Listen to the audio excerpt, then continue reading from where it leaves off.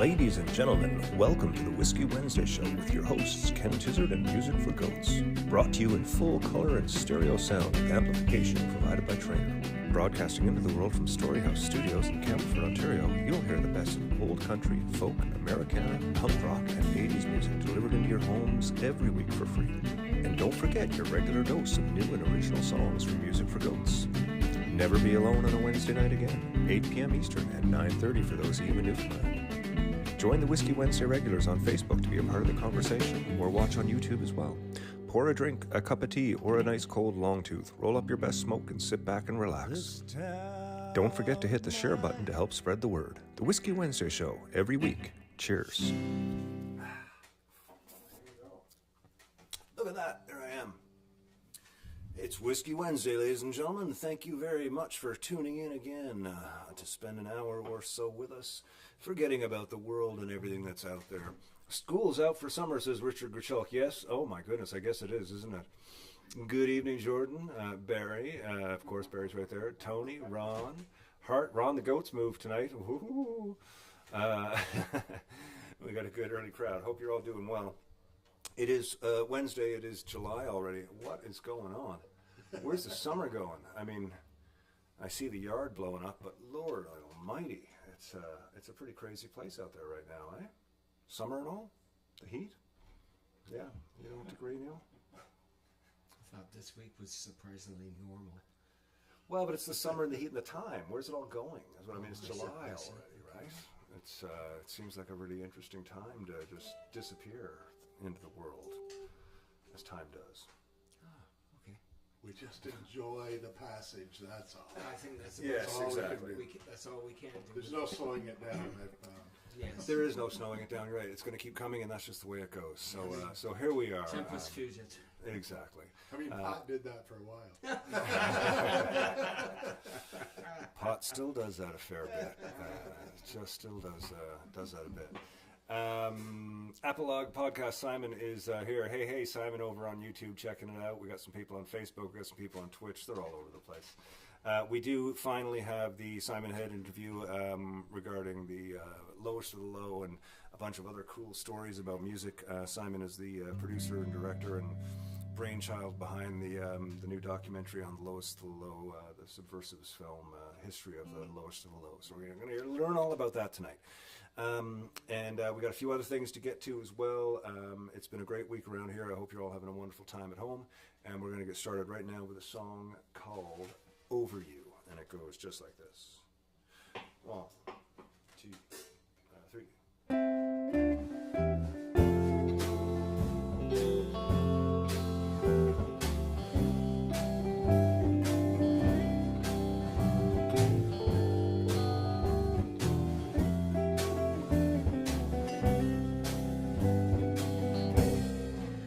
Broke my heart. You've been untrue. Can't bear to spend another minute with you. Cold-hearted girl, you ruined my life. Now I'm moving on. I won't stay to fight. I'm gonna pack my bags, take all that I can, and get far away from you and your new old man. I can't say when, but someday soon you'll see I'll be over you as soon as she gets under me. For years I've tried to do you right, all these toothless words sure rang true tonight. For years I've tried to please. You had me on the go.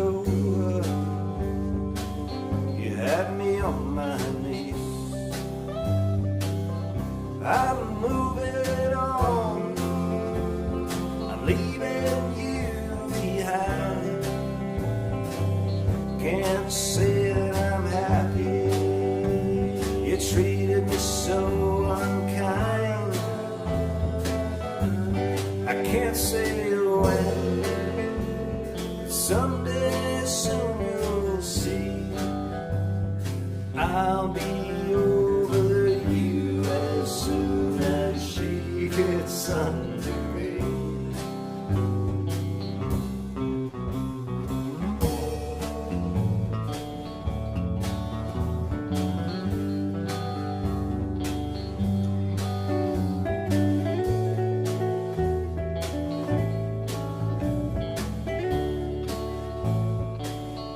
All the friends that I had, the things that I loved to do,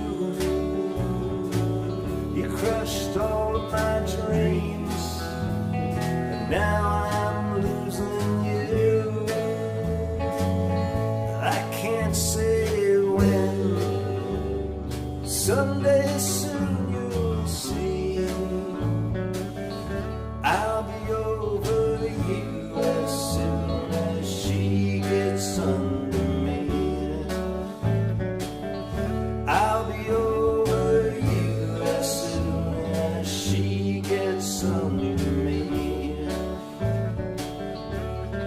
I'll be over you as soon as she gets under me.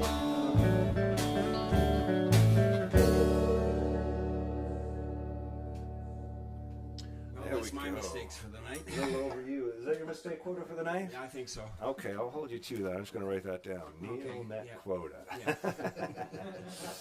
Yeah. This week, I just had to put in something that I forgot because I made a set list for myself with notes, and then I forgot it because there's a set list right here, which is lovely because Neil made up set lists too. But I left mine in the other room, so I just needed to put a note in that I had forgotten about. So it's been a great time around here. This weekend we had Cassidy's. Hey, Judy Rocliffe, how you doing? Mike Alfano, Mike Yates. Oh, wow, we've got a good crowd here tonight. We had Cassidy's grad party this weekend, as you all know if you've been following the show, because I talk about all this stuff every week. Cassidy just graduated. We're real proud of her. And we had some family over to the house this weekend. I think we got a couple. I think Allison set up a couple pictures. Did she there, Barry? What do we got? Number one. Oh yes, this was the table all set. Allison had bouquets of these flowers all around the house. They were so nice, just a ton of flowers, and then a little sign in the back said that she believed she could, so she did. Oh, isn't that sweet? That's the first time I've read it. No, I'm just kidding. So yeah, there was that, and then what's next there, Barry? I think we got two or three there. Oh, and this was some of the food. We decided to do a sandwich platter. As you see those nice buns and the meats there. And Neil's favorite food is sandwiches. He stood like that for like 20 minutes before everybody arrived, just staring at the sandwiches, waiting to make one. And I thought, well, I better get a picture of this. And Allison's like, what's he doing? I said, he's in a trance. Don't worry. Once we start, it'll all be good. But yeah, no, it was a great sandwich meal, and Neil got through it. So and last photo, oh yeah, Cassie took everybody out for a little tour of the garden, and we got that photo, Barry. It's not moving. There we go. So Cassie took everybody out for a tour in the garden, and this is the cutting garden that she's planted. So this is where all the flowers are going to be for the inside of the house for the next of the winter or summer once they start sprouting. But as you can see, she's kind of lit and excited there, holding her strawberry margarita while celebrating her education day and showing everybody the yard. So it was a really nice time. It was a really nice time to see everybody, and thanks to all the family who made the trip up for the day. It was a really nice thing, and the food was pretty damn good too, I must say. Great So sandwiches. now that you've seen the picture of Cassidy, we're going to introduce a new thing. Now, here on the show, we always try and keep things new, right? And it's hard to keep things new. We try and change up the music, but I can only talk so much about random stuff that doesn't exist. So Allison helps me make up new little sections, as do the guys, just from being around them. But we got it into the next part of the summer. We're going to be including a new section called Gardening with the Tizzards, and we're going to start to show you some little pictures of the garden and stuff. So it's been a great progress. Everybody's had a part in it, so it's real nice. We're going to do one more song, and then we're going to get into the interview for part one with Simon. Really excited for you all to meet this guy, and if you are fans of the lowest of the low, you'll really dig what's been going on there. So this is a song called Barstools and Broken Hearts. It's off the new record, and it goes out to anybody who has spent one of those evenings in a bar not knowing why they're there or what's going on and just kind of staring off into space and thinking about all the troubles of their life. Hey, Aunt Betty, how are you doing? We're enjoying our summer immensely. I hear it's rainy down there, and that's typical of Newfoundland, but I hope you're having a great time, Betty. This one is called Barstools and Broken Hearts. It goes like this. 1, 2, 1, 2, 3, 4.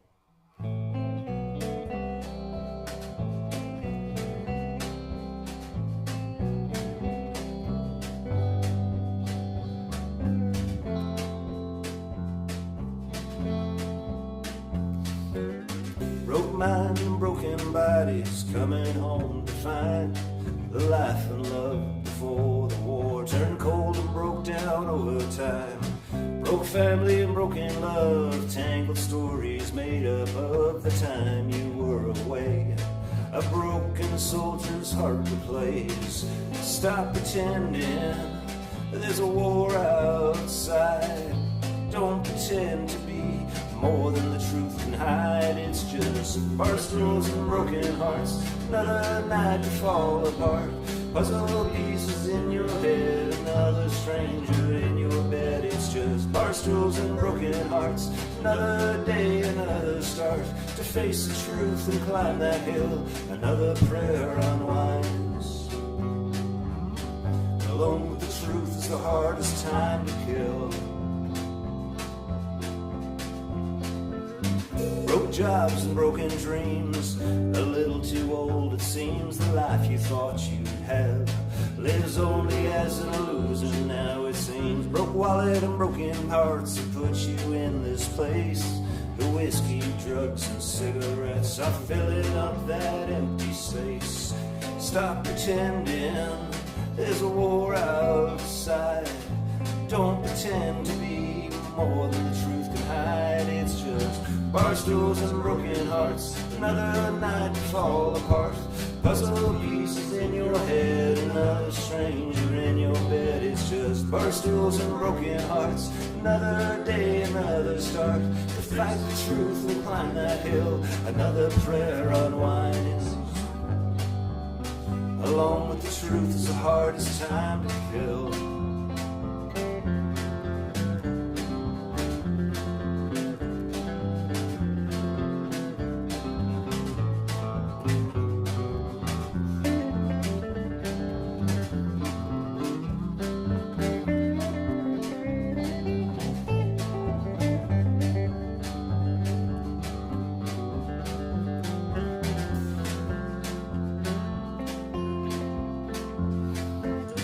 Broken promises and broken truth. The radio plays songs from our youth, the bands that we both loved. Twisted words we sang like morning doves. Broken world and broken people trying to get ahead. The sympathy that lies beneath, for all intents, gets left for dead. Stop pretending there's a war outside. Don't pretend to be more than the lies can hide. It's just barstools and broken hearts, another night to fall apart. Puzzle pieces in your head, another stranger in your bed. It's just barstools and broken hearts, another day, another start to face the truth and climb that hill. Another prayer unwinds. Alone with the truth is the hardest time to kill.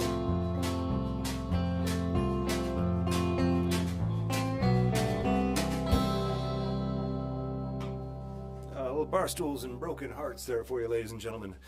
I have spent my share of hours sitting playing lonely bars on off nights of the week for 5 or 6 people sitting staring into their drinks and just between sets hearing their stories and seeing what they're all going through, and it's always really interesting. Stevie Runyon, so good to see you, man. I'm so sorry about your mom. I read about that on Facebook. I think I might have made a message to you or not, but anyways, I'm thinking about you right this second, brother. I'm sorry to hear about that. James Motivate says, hey, where's the sign-up sheet for the Neil fan club? Oh, I'm not sure. Neil's got his own fan club going now. That's James. I hope you're doing well down there at Riverside Vapes here in town. Randy Ackley, good to see you. Aaron O'Mara. Okay, we got the whole gang here. This is a great time, great time. MLM Skates, good to see you. MLM Scapes has some new decks coming out soon. They're really cool looking. We'll be talking about all those once they came out. Of course, they had the Canada Goose deck come out recently, which was the Canada Goose Vampire, or the Vampire Goose deck. Beautiful, beautiful piece of kit. And yeah, they got some more stuff coming at the end of the summer. Excellent. So I'm looking forward to getting a new deck from them. And hey, Heartcreed, how you doing? Good to see you. Okay, ladies and gentlemen, without further delay. Good one. Without further ado, let's get into the Simon Head interview. You know something? I don't even really need to set it up because we've been setting it up for 2 weeks. So, ladies and gentlemen, this is my now friend and really cool, interesting guy, Mr. Simon Head. Check it out.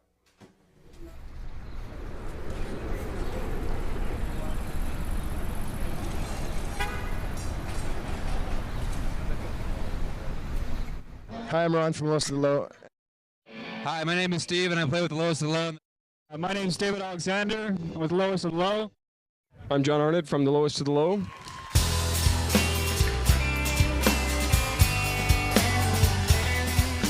If you are lucky enough to create something exceptional, it's timeless. In the music that they made, you know, always intelligent, always poetic. They never did a dud night. Shakespeare My Butt is gotta be one of the greatest Canadian records ever made in the history of Canadian music. Like, I like that record that much.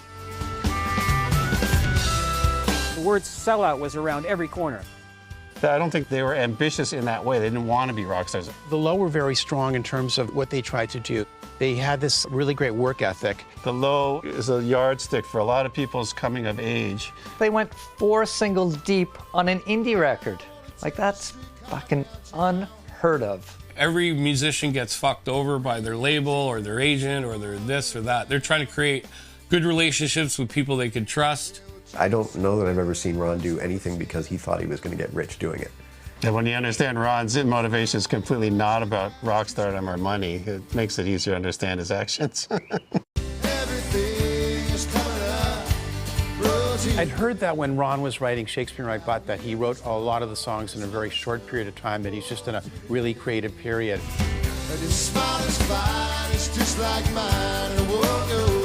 I can feel myself in those days walking around the city with a notebook on me all the time. He writes love letters to Toronto. They left so much money on the table, and that I can tell you for a fact. It was the best time of my life, to be honest. It really was. One of the greatest bands to ever grace the land. You can't write unforgettable songs if you don't have passion. Lowest of the Low have unforgettable songs.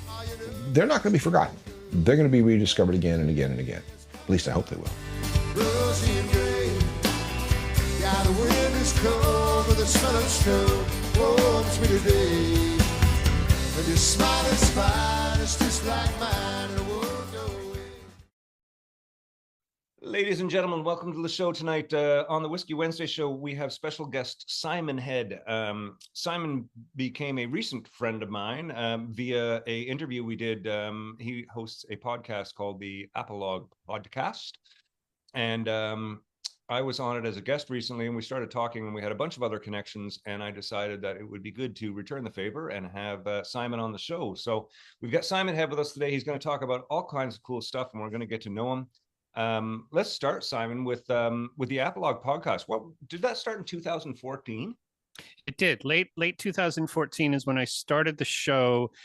Originally, it was going to be called The Rash, and what it was is all just stories of backstage stories of chaos and how techs kind of deal with shows. And usually a term for a crazy show is called, it's a rash, right? It just keeps coming back, and it's annoying. And I deal with rashes on a daily basis, not just physical rashes, but real rashes. So then I broke off, and I looked into a thesaurus to figure out what a different word for spinning yarn would be. And an apologue came into it, and apologue has something to do, I think, with like talking animals and spinning yarn and telling tall tales. And so it was kind of a befitting name for a podcast. Very cool. And so you were early to the podcast scene. 2014 was still sort of the beginning of it all. How is it after 10 years? I would say I was second wave, because there was like, you know, you have like your Mark Marons and your Joe Rogans and those guys. Those guys really were like 2009, like earlier, like that era. And so I came in around 2014 when it was sort of like everybody was starting to do a podcast. Yeah. And that was sort of like the part of what am I going to do? Like, I don't really want to play music anymore. I want to do something that's, you know, involves with art a little bit. And yeah, so 10 years. Wow. It's been 300 plus episodes. I've spoken to people like yourself who are just the same type of people that I know and in different parts of the world. And you know, the message is still similar. Like, people do art because they want to do it. They don't do it because they think they're going to be rich and famous. And that's sort of an underpinning of every single interview that I've ever done. I'm sure most of the interviews you've done, where people aren't sitting there talking about how awesome it was to be a musician, or people didn't say how awesome it was to do certain things. And art, you know, you do suffer for art, no matter what economic, where you find yourself. It's still arts. It can suck sometimes being an artist, but it could also be super rewarding. You're absolutely right. And especially in the arts that is less commercial, you know, less commercial art, it takes on a different thing altogether. And one of the things that I learned about you when we were talking is that you actually toured as sound man, front of house, and tour manager for one of my favorite bands, hardcore bands, SNFU. How? I wasn't quite tour managing. I was doing sound, and I was sleep. No, I didn't. Thank God, because that would have been a nightmare. So SNFU actually had a tour manager as well?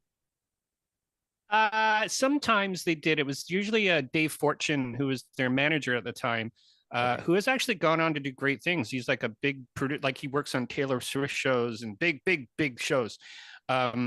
Usually it'd be Brent would be tour managing, and he'd be taking care of the books and as best as he could, you know, and it was still pen and paper on Ledger, and a lot of phone calls, and, you know, it was still like, I was still in that part of the SNFU's phase where we didn't quite have cell phones, but we'd never had like a GPS. We had a map, and we had people's phone numbers written into a book. In fact, I'm going to be donating to the Punk Rock Hall Museum a tour itinerary from 1995.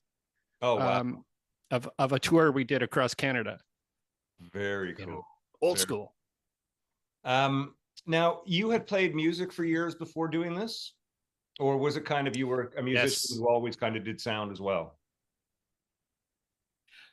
Yeah, I started, you know, I was always sort of interested in tech work and doing sound and recording, but I always, the artist part of it was playing music, and I didn't necessarily really write a lot of songs until like the later 90s, but I figured it was a way to sort of stay close to art. So by doing sound, I could make a, you know, maybe like $100 a week, whatever, working for bands. I had a little recording studio that sort of traveled across Canada that sort of paid whatever bills I had. I didn't really have an apartment. So I just slept on people's couches and recorded bands like all over Canada, sort of in the early 90s, and then worked for bands. And that was sort of a way to sort of stay, like I said, close to where I wanted to be. And at the time, getting like a quote unquote real job was unspeakable. Like, there's no way I was going to do this. You know, I'm not doing it. I've seen so many people. It's like wearing track pants to a party. You just don't do that. Yeah. 95, say 94, 5, 6, and part of 7 was just traveling out of the back of my van, sleeping on couches and recording bands. And doing sound and tour managing, and I was doing a little bit of tour managing and a lot of sound, and and I think where it all kind of slowed down is where I started becoming an adult. You know, I started understanding, well, there's a shelf life here. You know what I mean? Like, I was starting to see some of my friends in their 40s who are starting to fall into decline and starting to really you know, fall apart, not financially but emotionally, and really pissed off about not getting what they needed, what they were expecting. And I think, well, I don't want to be that guy. I love doing this. I don't want to hate doing something and just have to do it. And so I did. I made sort of a conscious effort to sort of start wean myself off of touring, and and it does magically coincide with the fact that I met my now wife in 1997, and we just became so close so fast that it was sort of like, I don't want to do this really as much, so I moved my studio into the city of Toronto. I moved into Rob Sanzo's old place at Ossington and Dundas. He's the old Signal to Noise. Yes. And I moved in there. I moved my studio there. And I think I did 2 more trips where I kind of had to, because that was my bread and butter. Like every couple of months I was doing it. So I did a couple more. And I thought, well, why do I got the studio? So I really focused on keeping the energy at home. And my apartment was in the studio for a while. And then I moved in with my wife, Spring, now my girlfriend at the time. And we moved over to East York area. And I would come into work, and that's what I do.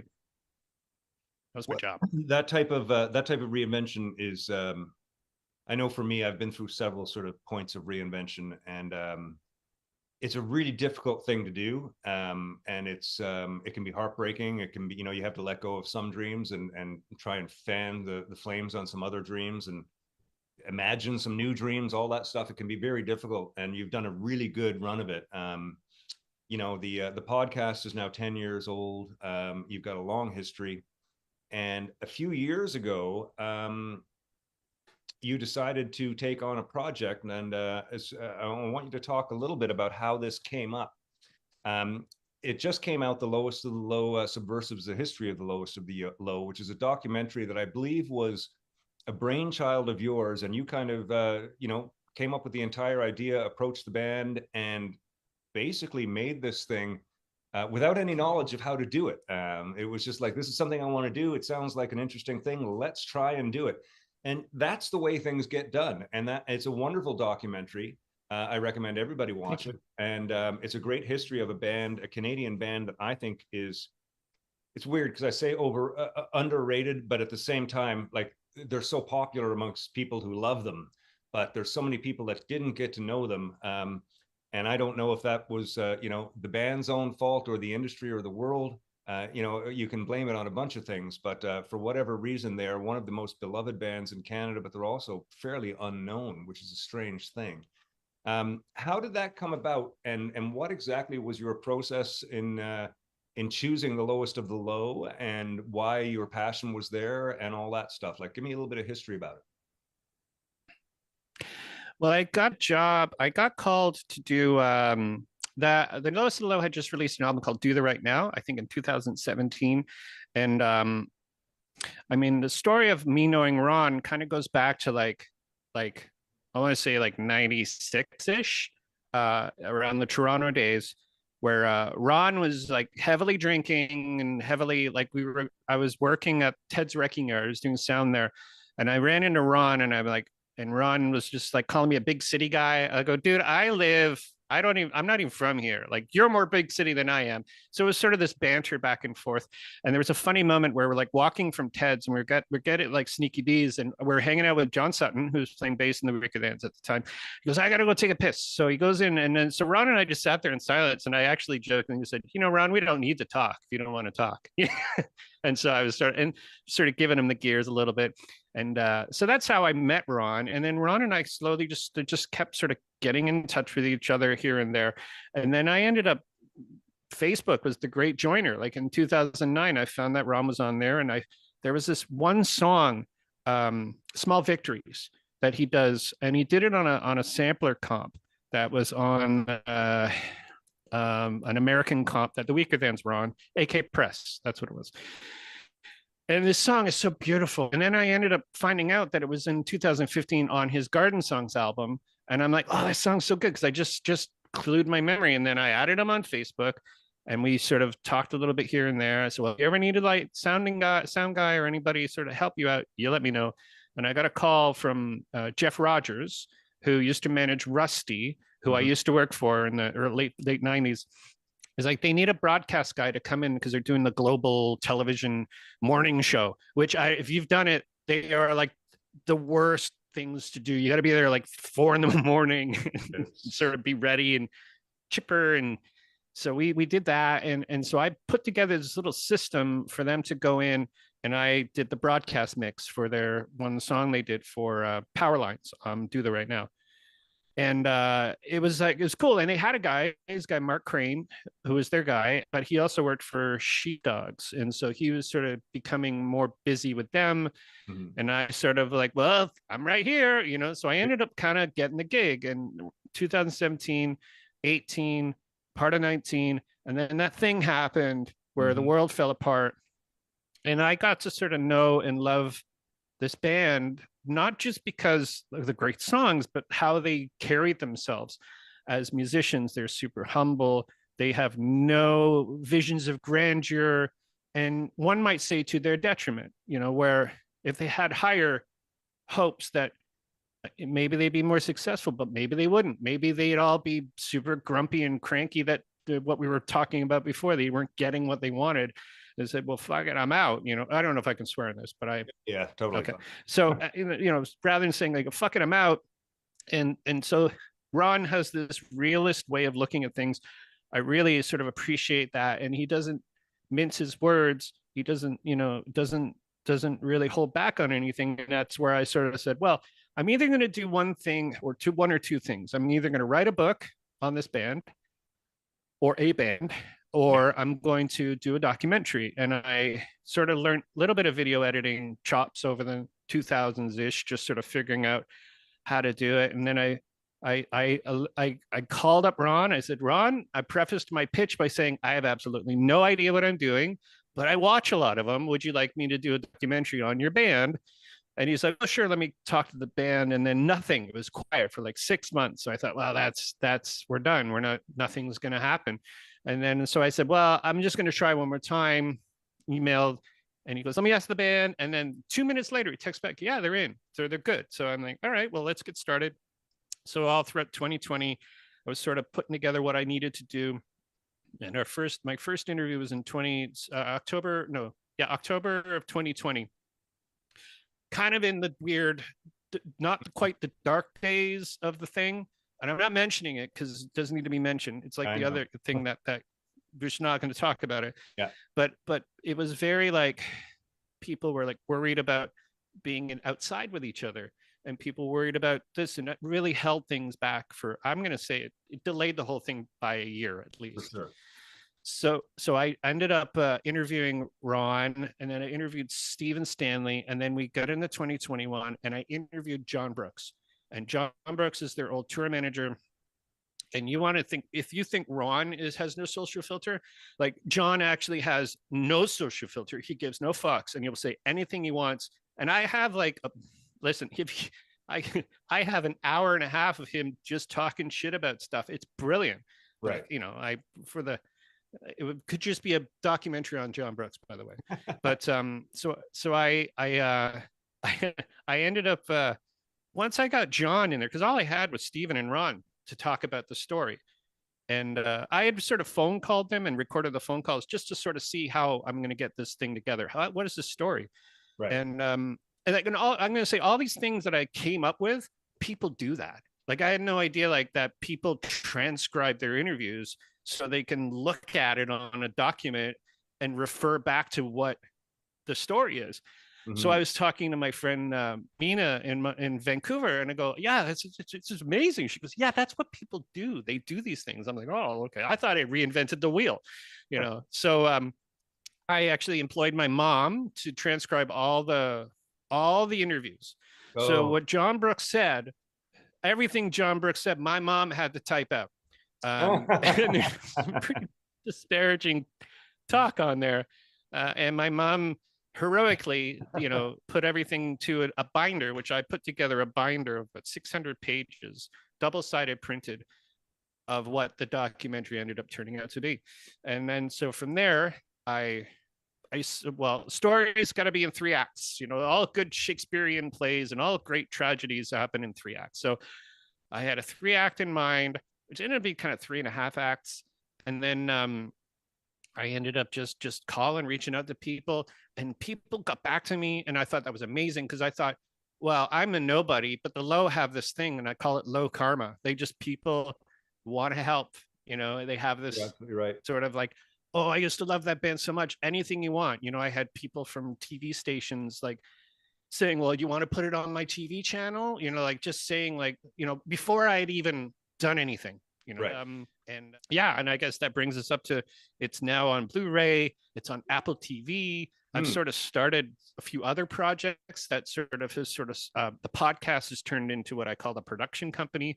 Yeah. So I'm just using it to sort of create new stuff, you know, in a maybe in hopefully different manner that people, you know, I don't go through crowdfunding, although some of the fans just donated money just because I didn't ask for it, but they donated some money, and I did. That's great, but I didn't do a crowdfunding or any sort of that stuff. I did a lot of social networking, which was super helpful because the fans of the band are very very loyal, and I got really lucky. I felt like it sort of feels like it mirrors a little bit the Shakespeare in My Butt story, where there's a bunch of kids just doing shit and put this thing on a record. It turned into this great selling, commercially successful album. Commercially successful. I'm using that as a, I know what you know, Sold a very lot of loosely. But people, like, there's more compared to the last thing I put out 10 years ago. This is like, might as well be Bon Jovi, Slippery When Wet. You know what I mean? Like, to me, this is fucking huge, you know? So there's this type of like this nice momentum, and it feels like that art has kind of come. I've always said good art, you just do good art and money follows. I think we might have said that on our interview we did, is just do good stuff. And if it's good, people will attract themselves to it. And if they don't, well, it's not good. It's good to you, but maybe it's not good to anybody else. Exactly. There you go. And we are back. Part one of Simon.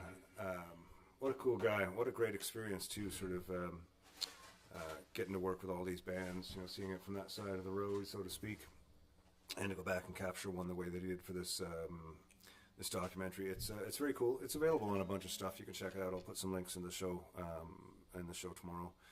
And anyways, we'll be getting back to him shortly.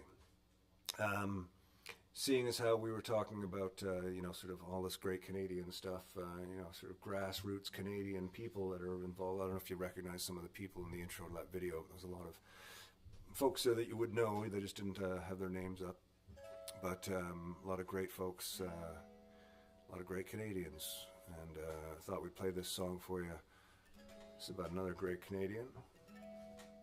You know, the Canadian lager. Is that what they call them, loggers? Loggers or ales, I guess. Yeah. What do you call a lager then? Yes. Okay, yes, they call them loggers. They call them loggers?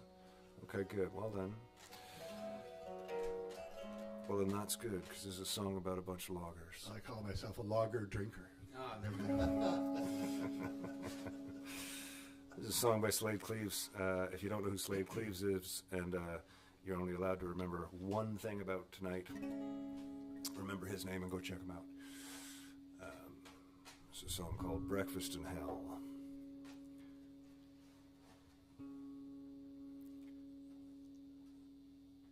In the melting snows of Ontario, where the wind make you shiver, was the month of May up in Georgian Bay, near the mouth of the Musquash River, where the bears prowl and the coyotes howl, and you can hear the osprey scream. Back in '99 we were cutting pine, sending it down the stream.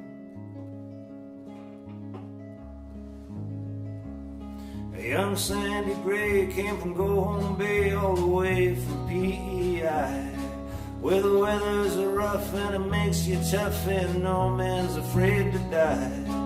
Sandy came to smelling 100,000 Islands was the place to claim his glory. Now Sandy's gone, but his name lives on. This is Sandy's story. A young Sandy Gray lives on today, the echoes of a mighty yell. Listen close, you'll hear a ghost of this story that I tell, boys, story that I tell.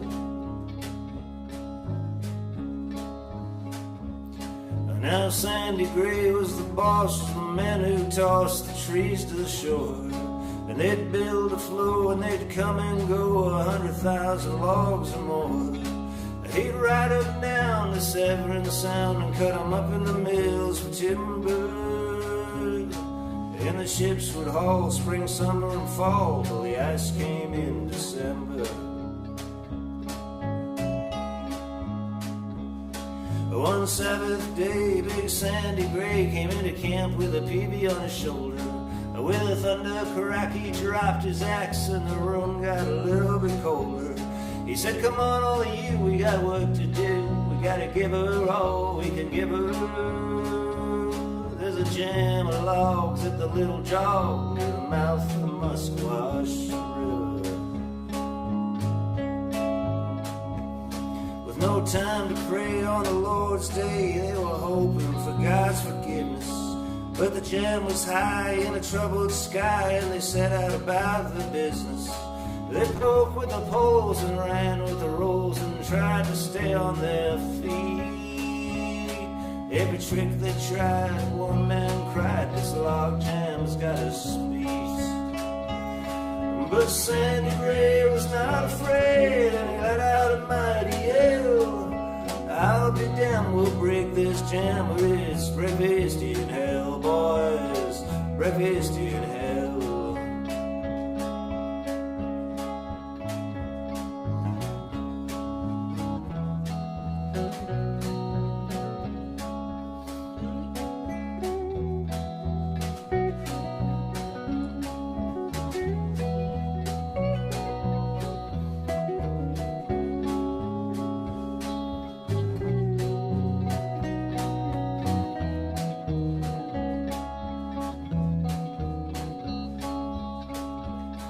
Every one of the men did the work of 10, and Scanty scrambled to the top. He's a working like a dog, heaving 30-foot logs, and it looks like it'll never stop. And they struggled on, those men so strong, till the jam began to sway. And they dove for cover to the banks of the river, all except for Sandy Gray. Now with thoughts of death, they held their breath as they saw their friend go down. They all knew in a second or two he'd be crushed to frozen ground. And they saw him fall and they heard him call just once, and then it was over. Young Sandy Gray gave his mouth that day near the mouth of the Musquash River. But Sandy Gray was not afraid, and he let out a mighty yell. I'll be damned, we'll break this jam, or it's breakfast in hell, boys, breakfast in hell. East of Giant's Tomb, there's plenty of room, there's no fences and no walls. If you listen close, you'll hear a ghost down near Sandy Gray Falls. Through the tops of the trees, you'll hear in the breeze the echoes of a mighty yell. I'll be damned, we'll break this jam, or it's breakfast in hell. And Sandy Gray lives on today, the echoes of the mighty yell.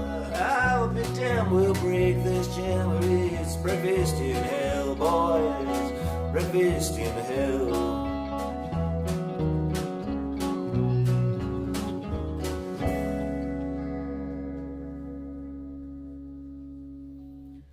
Nicely done, boys. Little Slade Cleaves, not a Canadian, but he's written songs with Canadian content before. This is actually a strangely all-Canadian song. It's a wonderful story, and he did it such justice. Slade Cleaves, check him out, SlaidCleaves. He's from Austin. Well, no, he's from Maine. Lives in Austin. Great, great, great guy. We'll be right back. Hey folks, thanks for tuning in to the Whiskey Wednesday show. Every Wednesday we will be here, rain or shine, richer or poorer.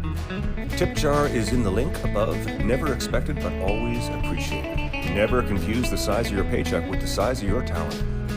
I've got all the money I'll ever need if I die by midnight. Always appreciated, never expected. Please feel free to drop us a line regarding anything, including a link to your money. Cheers.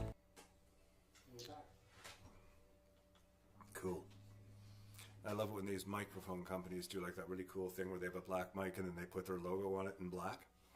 Like Joe just said to me, what mic is that again? I'm like, oh, it's the, I know it's the Lewitt, but I don't know if it's the 240 or the 420, the LTC. Is it no, it's not 420 has got to do with drugs. It must be the 240. Okay, yeah. I just always inclined to go 420. Okay, so it's the Lewitt LTC T40. And they have a super special one called the 420 as well. Oh my. We are back. I wanted to mention that it is the first of the month yesterday. See how I did that? Is that right? Yes, today's the second. So it's the first of the month yesterday. Allison got the... the day before, one of those days. Allison got the... Probably Canada. True. True. Allison got the magazine finished. And actually, last week's internet malfunction, not allowing us to do the show, allowed Allison to finish the magazine early, so she kind of had the weekend off. This is the first time she had a weekend off at the end of the month because she's usually slammed. So that was kind of cool. Anyways, the magazine's out. It is free as always, and I think we got the cover here, which is yes, we used the West Bend from when the Goats played at West Bend for their digital concert series, and it says West Bend, a magical place. And yes, it is. It's a tremendously magical place. And the rest of the month was really just kind of focused on, you know, my world. So there was really, I'm trying to think what else there was to mention, but it was stuff that you guys kind of know. But it's all in there. There's still 100 pages of stuff. Sneak peek of July, rescheduled Simon Head. Here we go. That's right. From Tori Ness and a few to today's Appalachian Power. This guy's covered some cool ground. There you go. You guys can read that, eh? Next week is the all request night that was supposed to be tonight. We had to move that over. And Tony, yes, we are learning that song you asked for. Knock on wood. Yes. The 17th, we're doing a full Dylan hour, full night of Dylan music again. That'll be a lot of fun. Oh, we got to learn all those Dylan tunes. That'll be great. Wednesday, July 24th, we got Jay Sparrow. He's a singer-songwriter, actually not just a singer-songwriter. He's worn many hats in his artistic career. We're going to get to know all about him, Jay Sparrow from out Alberta way. And then Wednesday, July 31st, we've been trying to hook up with Adam Fisher for like 2 years. We keep sort of getting together for coffee and talking about it, and then we just end up having coffee and hanging out and forgetting to record anything, and then we say, okay, we'll plan it, and then it never gets planned. But Adam Fisher is an amazing singer, but he's a really cool guy, and we're going to talk to him at the end of the month too. So we got another great month coming up, and we've even got the month after that planned. So there you go. So go get the magazine. That's the cover, and we've got all that stuff going on with that, which is really, really cool. Okay, it is time now to finish up with Simon.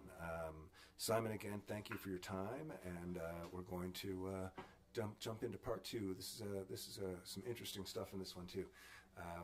Let's touch back on to Simon Head here. I hate watching the news. I hate world events. I hate politics. I find that for my world, it's never been something that I've wanted to activate. And I know that might be seen as it's my own. It's like a religious opinion. You know, you don't talk religion, politics, or sex. But in the low camp, like, how is it being immersed as a sound man, somebody who's not in the band, how is it being immersed into like that big of a political movement, for lack of a better word? I mean, they are a great band, no doubt, but they have a political agenda as well. And I imagine that also comes into kind of, you know, choices of what you're picking off the menu at dinner time. How was it being an outside member of the band and spending all this time with them and being surrounded by so much political activism?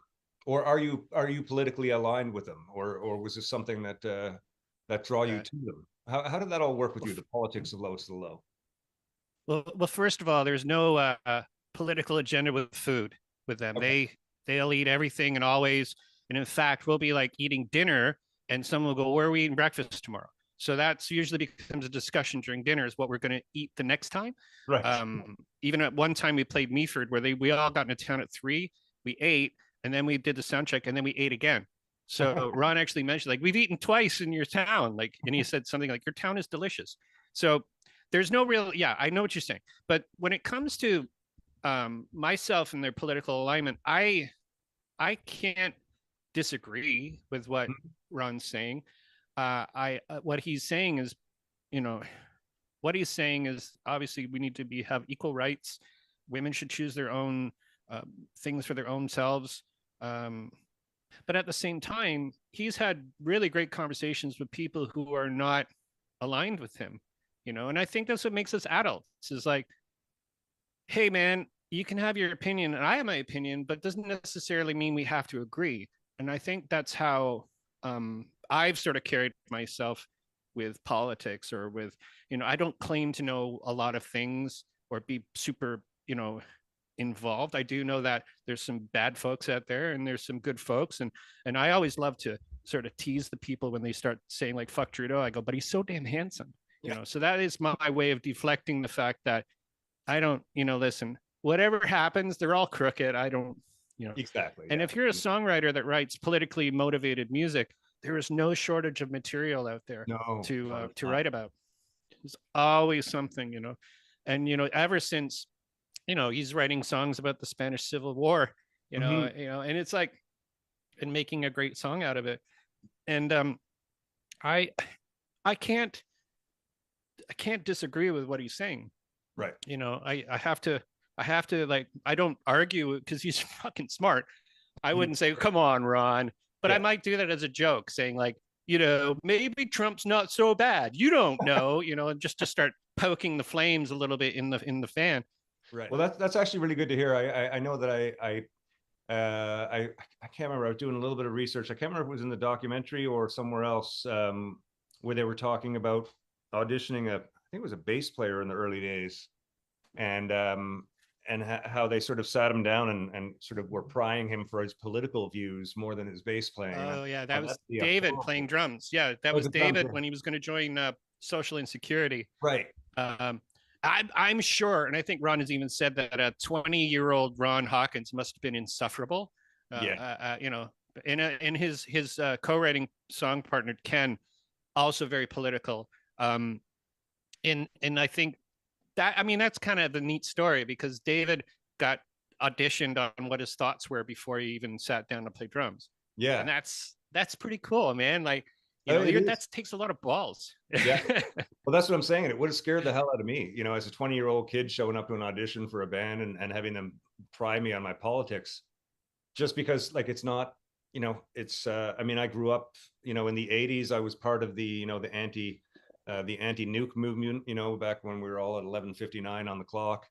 And, you know, part of the NDP youth rallies and all that stuff when I was a kid. And being a punk rocker, you're kind of exposed to it, but I never really had sort of definitive beliefs. And I find it amazing when I see bands that have taken their art and their politics and merged them together so strongly. And you know, Ron has done that with the Low for years, and it's an amazing thing. So I was just curious whether that was still sort of part of the Lowest Low machine was, you know, the questioning your integrity on politics and worldviews. So that's pretty cool. No, Simon, you've got the Apologue podcast, which is still going.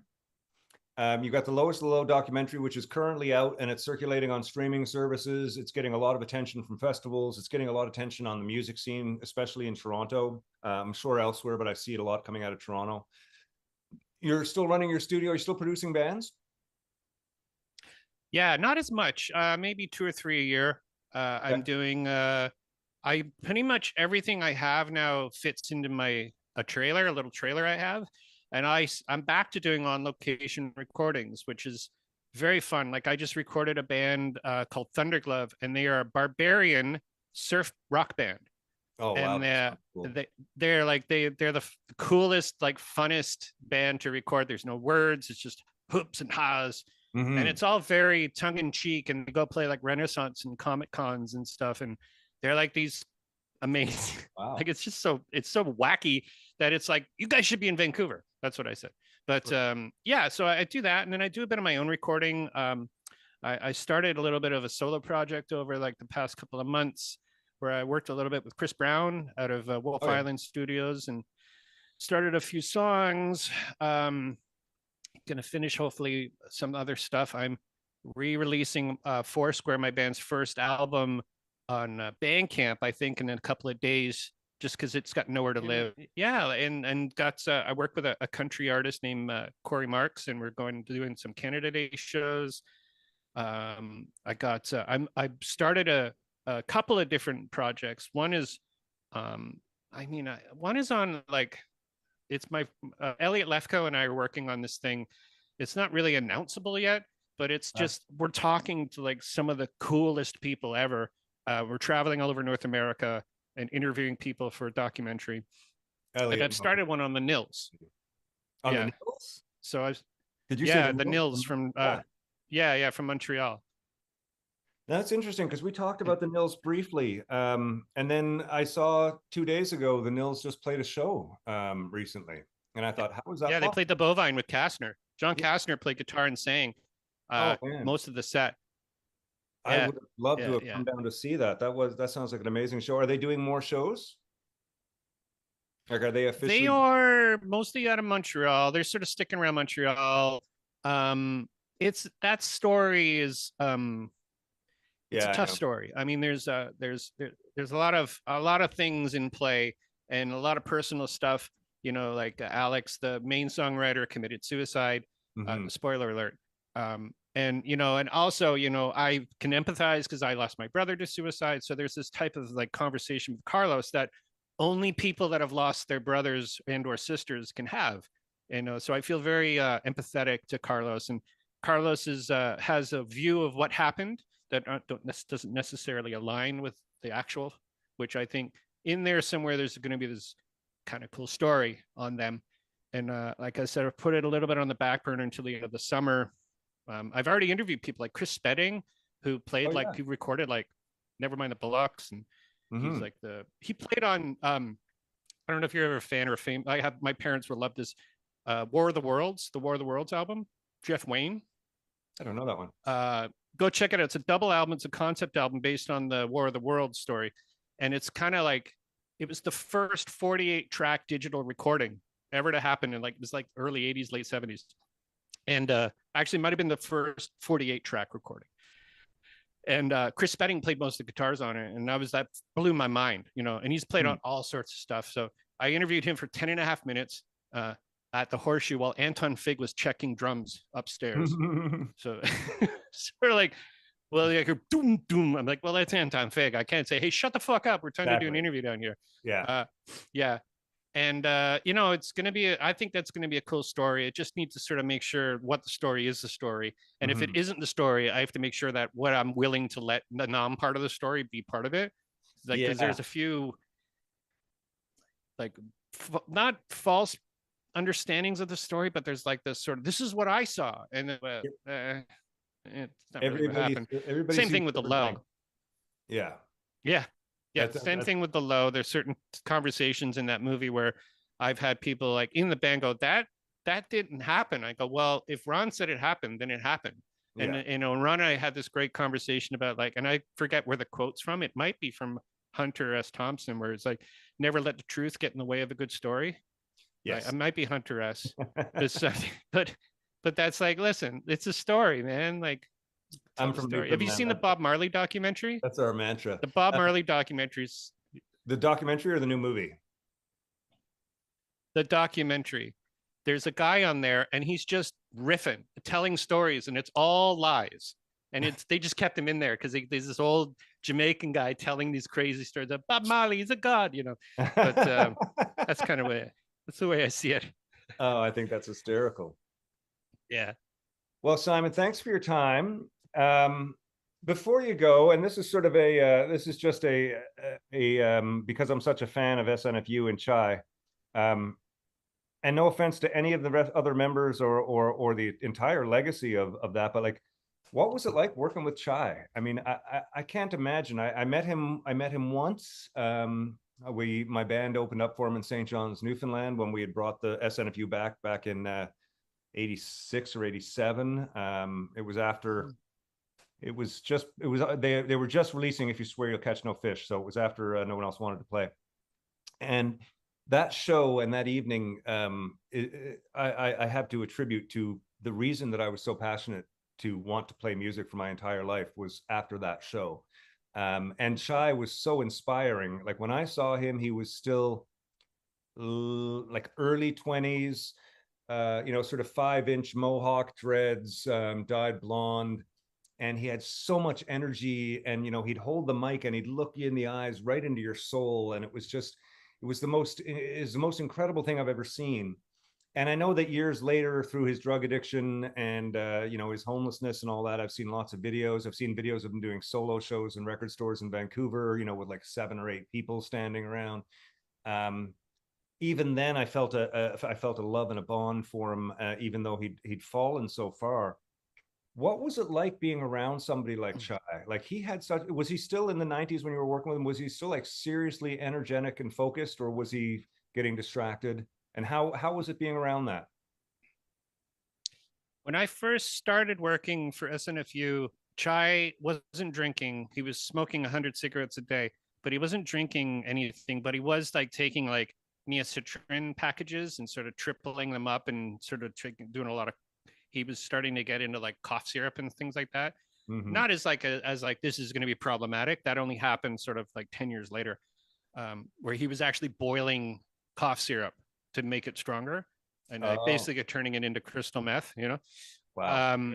So I ended up getting this gig, and the very first thing I did is I got picked up in Montreal, and we drove out to Quebec City, and then we did the show at the venue. I forgot what it was called. But then I ended up getting to the room that was my room, and then in walks Chai, and he's my roommate. And he goes, "Oh, I guess we're roommates." I go, "Yeah." And we stayed up to like, I want to say like 4 or 5 in the morning, just talking. And he was very interested in who I was, what I did, why I was who I did, and blah blah blah blah. And we had this sort of fun, interesting conversation. And then the next day, he's like, basically poking fun at me for like talking all night. Like, I'm like, dude, you were in, it took 2, man. We were both having this conversation. So, he was definitely like one of those guys who could kind of like, he knew like how to, dig the knife in when it came to poking. And he was very good at pushing buttons. And as a 20-year-old something, I definitely fell into a lot of his traps. And I think if I was 30 years older, like we all are, we start realizing like, all right, I'm not going to rise to this, but I was in my 20s. It was pretty brutal sometimes, but also whatever. It was like, I felt like I was part of the team, like we traveled all over North America, and he stayed in the room with me. We stayed in the same room because you double up on rooms. Mm-hmm. And there was one tour we did. It was in the winter, and we were traveling like the Midwest or whatever. And he wanted his boyfriend at the time, Bob, to do sound, and the band said, no, we're taking Simon. And now I have to room with the guy who wanted his boyfriend to, to go on the tour. So I'm like, so Chai was doing everything he could to get me like to quit, so his boyfriend Bob could come. And that was the way I put it together. And one night we were like in Detroit, and on the old SpectraVision television channel, you have to be a certain age to understand this. Every time you hit a button, it would go beep. So I was like 2 in the morning, and he's nocturnal. He'd stay up and draw and smoke cigarettes, and I would try to sleep. And I was usually pretty good at it. And this one particular night, he's like beep. He keeps changing channels, but he's doing it to bug me. I go, Chai, can you just pick a channel? So I roll over and I hear beep beep beep beep. I'm like, fuck you, I'm out. So I went and slept in the van. And I'm told the band, I was like, I'm just gonna sleep in the van from now on. I cannot handle this guy. He's a fucking asshole. And so turned out for a couple of nights after that, Brent ended up staying in a room with Chai, and I would sleep in Mark's room. So then we sort of split us up for a while. And but he was definitely like, he was that guy. He was a button pusher. He didn't give any fucks at all. Yeah. And all the way to the end of his life, he I saw him, I think like 3 or 4 months before he died. I was in Vancouver, and he's always hung out at this one bar. And I went down, and I'm sitting there, and he's like, oh, he recognized me, but there was no conversation. It was very like, he's just sat there and drew. He was explaining to me, like, he shouldn't have been drinking. His liver was like falling apart. And he's like, I just have this one beer. He's trying to like justify. I'm like, dude, you do whatever you want. I have no problems. And so he's drawing, and I'm like, just sat there for 5 minutes. I bought some art, and then I left, and then he died 3 months later. And that was my last seeing of him. But he was definitely a shell of himself. And somewhere in there, I just saw this interview with him, this guy just skateboarding around, and met up with Chai. And it was one of the greatest interviews I've ever seen him do. Like, I've had Chai on my show. Chai, the whole band actually at one point had them on the show in St. Catharines or something, and just Chai's brain wasn't clicking, it wasn't ticking, you know what I mean? Like, he understood what his legacy was, but he didn't understand, like, he just didn't care anymore. And that was sort of like this type of, like, and it was very, for me, it was like, holy shit. It was like seeing somebody in the hospital who was ready to die, you know. And that's where I sort of felt. And even in this interview, he's like, the doctors give me 6 months to live, and he quite literally died like 6 months after that, like after this interview. He was one of a kind. Like I say, that one evening that I spent with him and the band, seeing the band changed my life. I mean, hanging out with him after and drinking and smoking way too many cigarettes, that was just like a fun thing to do. But seeing the band and following them for years after was amazing. And I was always wondering, you're the first person inside the SNFU camp that I've spoken to, and I've always wondered what Chai was like, sort of, because the Chai that I saw when I first introduced to him and the Chai that I saw, you know, but just before he died, were two very different people. And Totally. It broke my heart. I mean, it was a weird thing. I remember when Chai died, and I don't think I've done this for another musician before. I kind of went in to my bedroom and I kind of had a little cry, and I was just like, why am I crying for this guy out of everybody that I've ever listened to? And it was just something, it was just a sadness, you know, from seeing such a great character and such a wonderful personality get reduced to a shell of what they used to be. And it's a tragic story, but thanks for sharing your side of it. That's a little guilty pleasure for me there. So no problem. That documentary broke my heart too, because after watching that, it was like, I didn't know, because I kind of tuned out after between 2001 and maybe 2010. I didn't really even talk with anybody in the band that much. We just sort of just did our own thing. I talked a little bit with Brent and very rarely with Mark, and even very rare with like Dave Reese and Rob Johnson. But Brent and I are still friends, but he would never update me on what Chai was doing because he didn't know, you know. And there's times where I think where Mark would actually have like royalties and just sort of drive around parts of East Van and give him money. Now, I don't know if that's a true story, but that's what I found, I've heard to be like a story. Like, let's go find him. He's going to be here, here, or here. And and the kite literally drop him off some money, knowing that it's not going to go in a bank. No, that's going to go somewhere else that you don't want it to go. But yeah, that's the sad reality. I've had a few addicts in my life, and it's really it's always heartbreaking. It's always heartbreaking. That's one of the you know, we talk about how tough it is to be an artist, and you know, it's really easy that first time you snort a line of cocaine and you go, oh wow, this changes everything. And it does change everything. You know, it leads to all kinds of interesting spots. But yeah. Well, Simon, thank you so much, man. What a cool thing. This is the second time we've had to chat in a month. I feel like we're best friends now. It's awesome. We are. I'm coming over. There you go. I always got beer in the fridge, and I just got the pool open. The heater's not working, and I can't afford to fix it, so it's a little cold, but that's okay. It's okay. I don't swim in pools. Well, thanks for being on. I loved it. Man. Really appreciate it. Yeah, I really appreciate it. I totally appreciate it, man. It's so good. Like, I know your show, and and we have a common friend in Cam Carpenter who set this up, and it's good to keep supporting each other in this fight for whatever it is we're fighting for. Absolutely. I mean, we're telling stories, we're sharing our tales, you know, we're creating new tales, and you know, there's enough of a reach that some people are interested in hearing it. So it's fantastic. I think that, you know, documenting and preserving the history as accurately as we can through interviews and documentaries and stuff like that is a really important and valuable job to be doing. So congrats. Yeah. Thanks, man.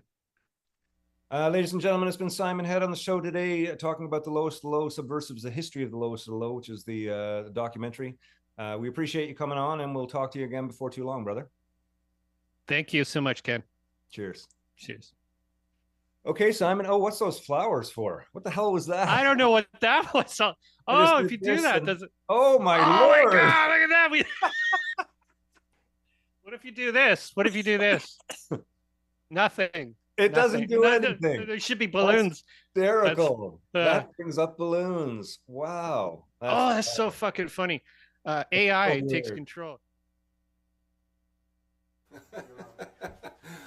Oh my, I forgot about that. Yeah, that was weird. Yeah, it's just like all of a sudden my I didn't ask it to do that. I don't know what it must be, a Zoom feature or something. Probably. Yeah, what about at business meetings? You know, it's just like you gotta be able to turn that shit off somehow. That's right. You're all fired. Good lord, good lord. Peace. We got one more tune for you, ladies and gentlemen, and this is in the spirit of Simon and the Lowest of the Low and all those stuff. So, as I mentioned, I'm not really politics. It's not that I don't like politics. It's not that I don't like politics. I guess it's needed in some. Anyways, I don't know what I'm saying, but I don't write a lot of political songs. But there was a time, I've always said I can help those immediately around me and those close to me. And when I heard the story about Frank Meyer's farm, I started doing some research, and after watching a video of him talking, I sat down and poured a cup of coffee, and I wrote this song called Mud on My Boots. And it's the closest thing I ever did to a political song, and he used it in his campaign when he was fighting against the government to keep his land. Anyways, the story's in the song, and we're going to play it for you right now to end the night out. After this song, I just wanted to mention next week we moved the All Request Week.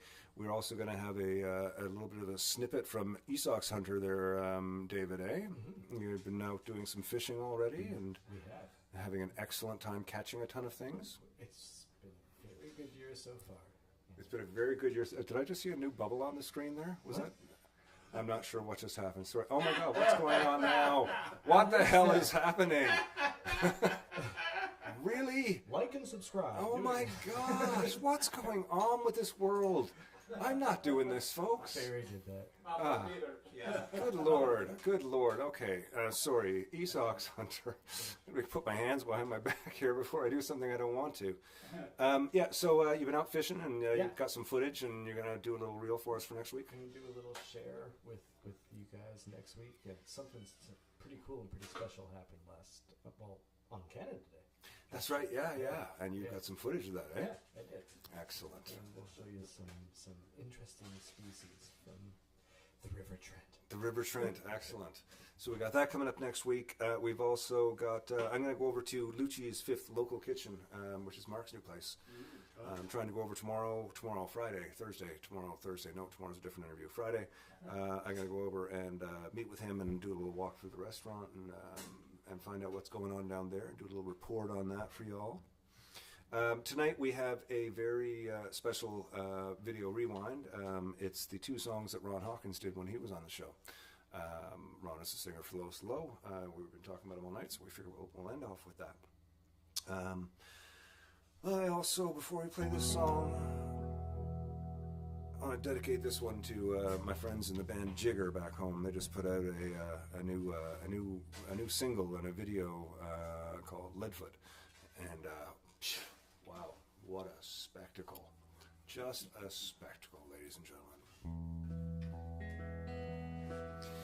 Yeah, another Whiskey Wednesday has come and gone, ladies and gentlemen. I'm going to play you out with a little Mud on My Boots, and we'll have some Ron Hawkins for you in the video rewind.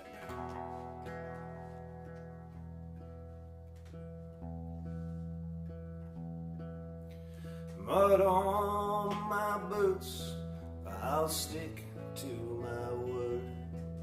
You'll never take this farm from me, the bureaucrats they heard. I'll dig in my heels, 'cause I know how that feels. I've been working this land for so long.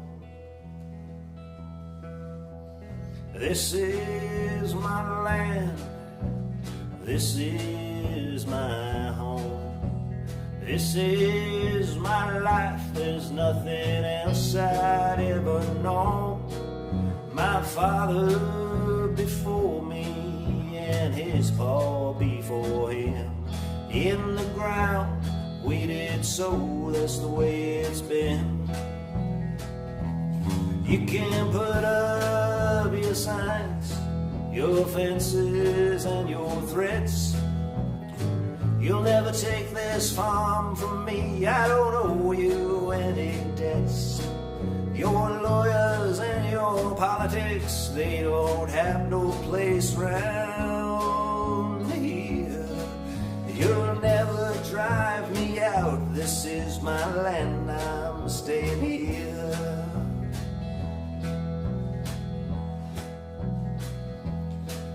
The more that I fight you, the harder you fuss back. While my support is building, you furthered your attacks. The war machine keeps growing as the farmland disappears. There's not much else that I can do, that much is getting clear. They beat Frank Myers down so far he's almost in the ground. The battle raged around him, no peace he'd ever found. The talking heads talk carefully with the truth behind the lie. In the dark, no one hears an old man cry. Take the offer or it'll ruin you, the message clearly read. We're gonna take this anyway, so quit while you're ahead.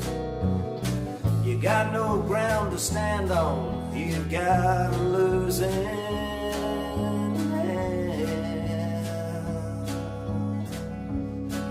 Don't waste your last year's fighting, there's no doubt we're gonna take this land. My name is Frank Myers, I've been here almost 85 years. I don't think they need this farm, they're just playing on our fears. As I think about the future, what the land brings to our life, it appears to me it's time to say goodbye. You can put up your signs, your fences and your threats. You'll never take this land from me, I don't owe you any debts. Your lawyers and your politics, they don't have no place round here. Don't waste your last year's fighting, you'll never drive me out of here.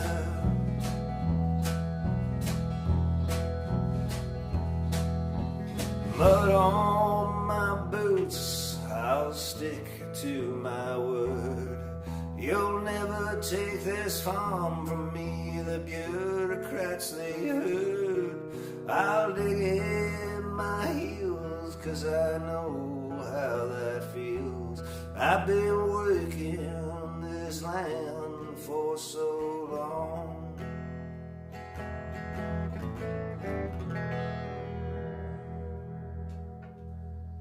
Oh, there we go, ladies and gentlemen. Another fantastic Whiskey Wednesday show. Thank you all very much. Neil, how has your week been? How was your show tonight? How are you feeling? What's going on? Well, my show was kind of shitty. Show was shitty? Well, say that a little closer into the mic. There, was that Your pronounced show well was enough? No, I couldn't hear you. Your show was shitty. Why was your show shitty? Well, just shitty. Well, You played a because, few I mean, wrong so notes, did you? I did play some wrong notes. It's yes, in the indeed. past now. Yeah, thanks so very much. It's in the past. For all posterity. Well, to it's see. recorded, yeah, for everybody to watch again. No, but how was your week? Everybody's No, been it's good? great. Yeah. Yeah, what's Nice going on? weather. Nice weather. Yeah, so, gardening, swimming. Gardening, swimming. Standing for a walk, all the usual sort of stuff. Excellent. Eating. Excellent. Eating, yeah, everybody's been eating a lot. Mr. Grant, you got anything to report? Well, just, musical friends are keeping me happy. Yeah. They know what I need. Well then, what was that from? That's an early Bruce Cockburn song, one of his first hits. Good Lord. Yeah. Also, I wanted to just a quick shout out to the passing of Kinky Friedman. Oh, yes, that's right. A friend of Bob Dylan's, a songwriter, singer and satirist and iconoclast from Texas. That's right, yes. A New York Jew from Texas. Mm-hmm. He had called his band the Texas Jew Boys. And I saw a video of his song, I'm Proud to Be an Asshole from El Paso. So a satirist. And his sign-off was, Shalom, y'all. Oh, my Lord. Oh, man. Anyway, shalom, Kinky. Shalom, Kinky, for sure, for sure. We're going to close off the night with two of the Ron Hawkins songs. And remember, we've got Steve, Ken, and Neil here, and myself every Wednesday night, helping you forget the world for an hour or so. There's David Fisher. I was also going to... hey, Dave. Is it on Facebook? I saw it on Facebook. Yes, he's got it out there. Dave Fisher, I don't know what he's doing up. He should be nursing right now. He should be nursing. I don't think he has the appropriate tackle. You know. How's the lactation going? Anyway, congratulations, Dave. Congratulations, David Fisher, on your second child. It's amazing. To the whole family out there, we're sending you love. And when you get a chance, let's have a drink, like maybe 2047, when the baby making and growing up of kids starts winding down. Anyways, love you, Neil. Dave Fisher says, Neil, you should be used to that. Stop whining. Okay, everybody, love you all so much. Dave Fisher, again, congratulations to you and the family. Love you all, and we will talk soon. Thanks, everybody, for tuning in once again. We're going to round it out with some Ron Hawkins tunes. Thanks to Simon Head for being on the show, and we will see you next week. Until then, remember, be like Steve. Cheers. See, I didn't get sparkles that time.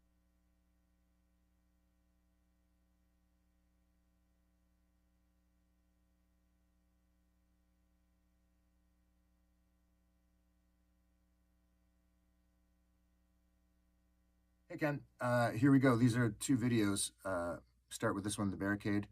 I know you can cut these up and do what you need to do with them. If not, this will be an adorable intro to the song. This is called Barricade.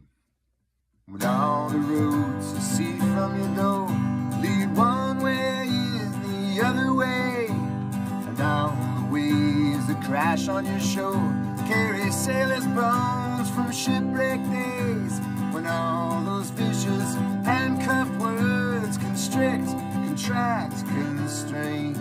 Well, I'll meet you on the barricade in the cool, defiant rain.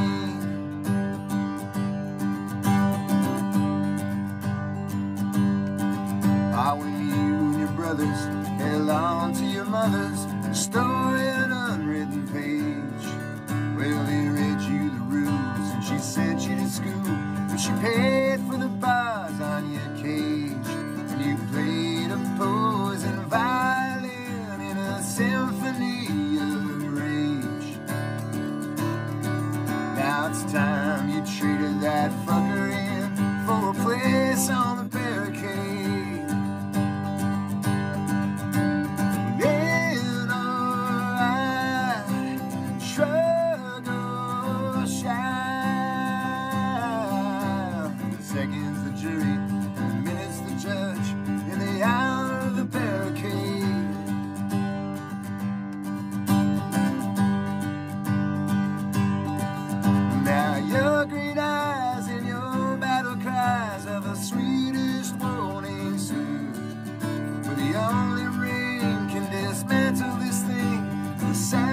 Siren heard by the children of apostasy, who will rescue this wretched world. Yeah, they'll join their hands like a barricade, like an insolent fist full of pearls. Stay your go now, no.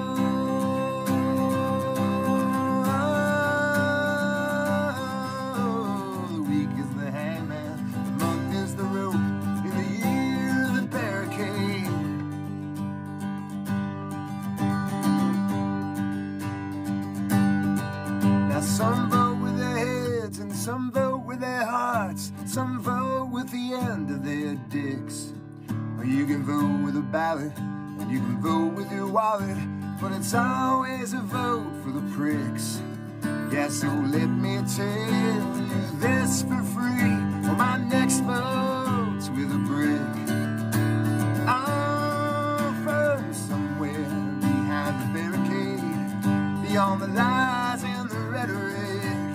And if I see you on the barricade, I'll be sure to shake your hand.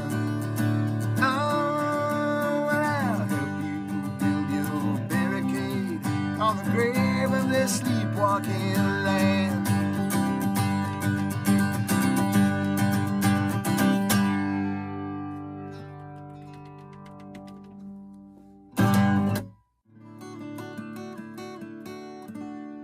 Song number 2. This one's brand new, so I'm probably gonna screw it up, but don't worry, everything's cool. This is called Brave New World.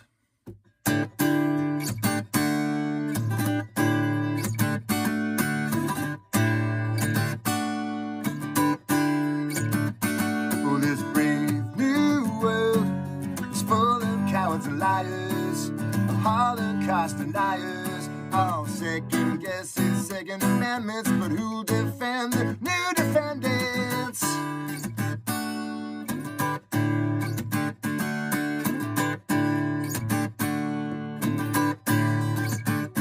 They say this brave new world is not for the faint of heart, for the lovers of a starving artist. It's for the rats and the worms and the snakes and varmints and bulls that can't keep their rage in their undergarments.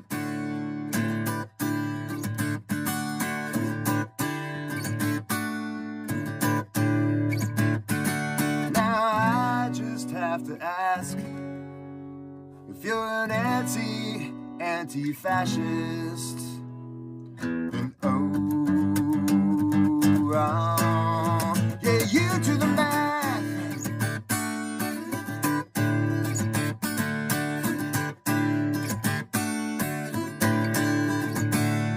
We're gonna dance in the ashes till compassion is a fashion and live with open hearts. We're gonna weaponize affection, gonna march in a new direction. Yeah.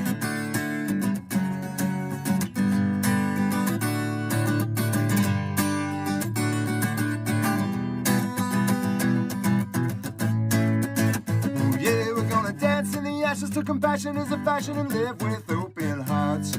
We're gonna stop that infection, gonna march in a new direction. Till this brave new world is somewhere on the map. Yeah, no one has to ask, oh, what's the answer? That's the question, a ballot or a bullet or an insurrection. You gotta plant that flag and make some choices. Raise some hell and raise your voices. Your voices. Your voices. Your voices are failing a bomb.